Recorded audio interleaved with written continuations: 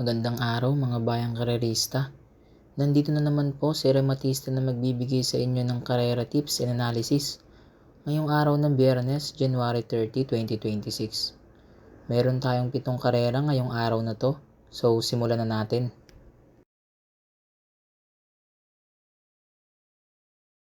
Race 1, simula na winner take all event. Isang 3-year-old and above maiden race. Ito sosolohin ko na to. Numero 1 phone trick na sasakyan ni John Alvin Guse. Tingin ko lamang na to rito sa karera na to kaya sosolohin ko na. Last run nito mayroon tong 113.8 sa 1200 nitong January 9 lang. Isang diremating kabayo at pwede rin namang isunod lang agad. Balik ang renda kay Jackie John Alvin Guse kaya tingin ko talagang laban tong kabayo na to. So sosolohin ko na to, numero 1 phone trick.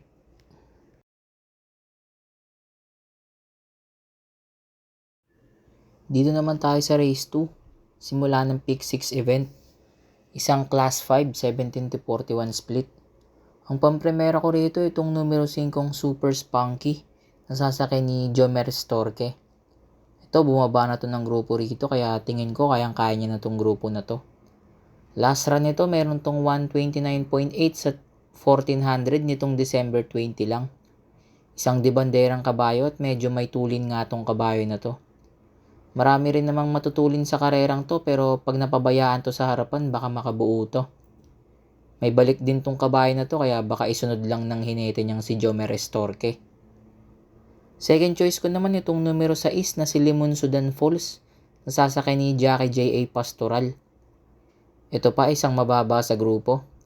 Mabibigat mga tinatalo nito dati at ngayon bumaba na rin siya sa grupong to. Last win nito meron tong 114.6 sa 1200 noong July 9 pa.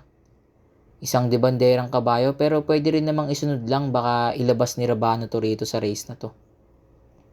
So first choice ko numero 5 Super Spunky.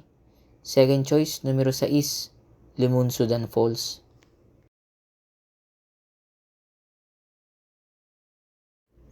Dito naman tayo sa race 3. Simula ng pick 5 event. Isang class 5, 17-41 split. Ito, solo ulit ako rito. Numero 1, Amor Mi Amor na sasakyan ni J.A. Pastoral. Medyo mababa na tong kabayo nito sa grupo na to kaya tingin ko lamang na lamang to rito. Last run nito meron tong 128 flat sa 1400. Dumating tong pang-apat dun sa karera na si High Octane ang nanalo. Isang debanderang kabayo pero pwede rin namang isunod lang ng jockey niya. Change jockey ngayon to. Susubukang sakyan ni Jackie J.A. Pastoral. So, sosolohin ko na to. Numero 1, Amor Mi Amor.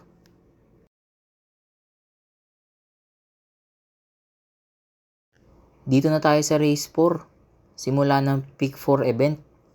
Isang class 4, 42-56 split. Ang pampremera ko rito itong numero 6 na si Catral na sasakay ni Pabs Cabalejo. Galing to sa 3 magkakasunod na panalo at puro magaganda nga ang pinakita nitong preba nun. Last win nito meron tong 124.2 sa 1400 nitong December 27 lang. Isang diremating kabayo. Mukhang nagamayan na nga to ng hinete niyang si Pabs Cabalejo at lumabas na yung buti ng kabayong to. Second choice ko na rin itong numero 4 Fields Amor na sasakay ni Jackie Jeff Sarate. Kung may tatalo man kay Catral, tingin ko ito lang yung pwede. Last run nito na segunda to dun kay Usir. Meron tong 111.8 sa 1200 nitong January 4 lang. Isang diremating kabayo rin to. Tingin ko magiging 1v1 yung laban nila ni Catral dito. Pagalingan na lang dumiskarte mga hinete nila. So first choice ko numero 6, Catral. Second choice, numero 4, Fields Amor.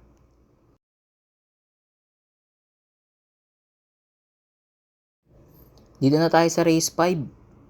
Huling extra double para sa araw ng Biyernes. Isang class 4, 42-56 split. Ang pampremera ko rito itong numero 7, Ninong, na sasakay ni JMS Torque. Galing sa pahinga pero nanalo agad sa unang balik niya. Nanalo to, last run niya. Meron tong 126.8 sa 1400 nitong December 28 lang. Isang diremating kabayo at sanay na rin to sa malalakas na laban. Gamay din to ng regular jockey niyang si Jomer Estorque. Kung matatalo man baka dahil sa peso niya, dahil bumigat at naging 56 nga ang timbang. Second choice ko naman itong numero 3 na si Elegant Lady, nasasakyan ni Jockey P.O. Refe. Ito pa isang galing sa mataas na grupo. Maganda rin tinakbo nito last run niya. Meron tong 126.8 sa 1400 nitong January 11 lang. Nakasigunda nga siya dun kay Batang Kangkalu. Isang debanderang kabayo at pabor nga ngayon sa kanya yung distansya dahil maiksi lang ang karera ngayon. Pag napabayaan sa harapan at walang lumutya, baka makaraos tong si kabayo na to. So first choice ko numero 7 Ninong. Second choice numero 3 Elegant Lady.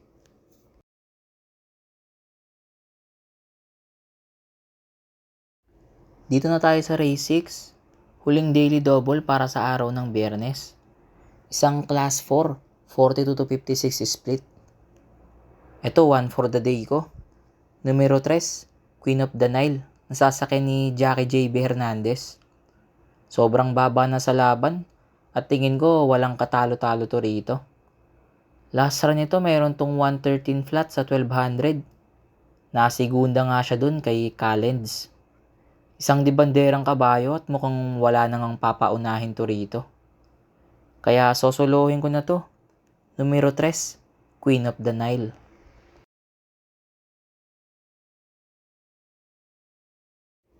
Dito na tayo sa race 7.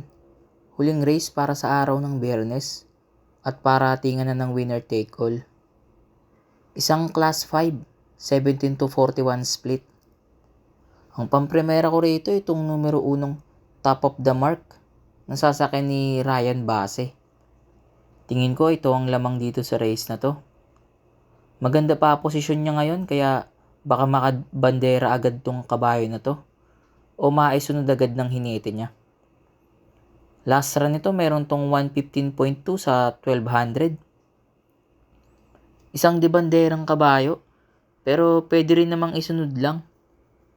Baka ito na rin manalo rito pag nagkataon at nakahanap ng tiyempo yung hinete niya.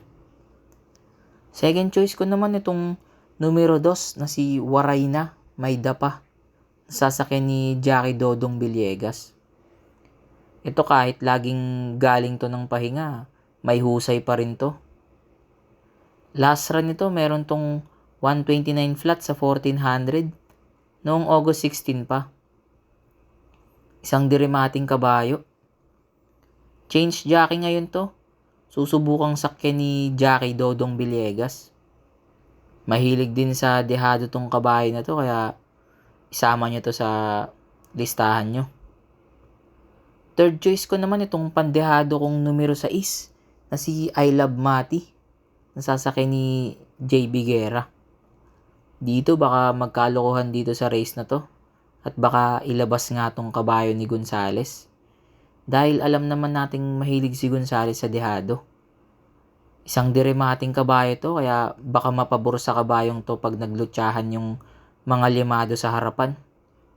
Baka biglang bumulaga tong kabayo na to kaya isama nyo rin to bilang pandehado nyo. So first choice ko numero 1 Top of the Mark. Second choice numero 2 Warayna May Dapa. At third choice, numero 6, I Love Mati.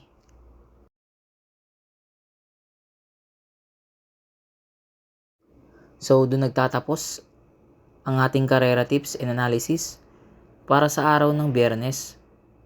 Maraming salamat sa mga nanood at sana'y magsitama tayong lahat.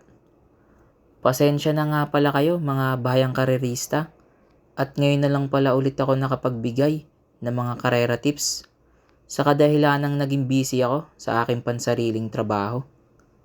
Huwag kayong mag-alala mga bayang karerista. Sisikapin ko pa rin reviewin ang mga bawat karerang parating. God bless po sa inyo mga bayang karerista. Don't forget to like, comment, share and subscribe for more karera tips.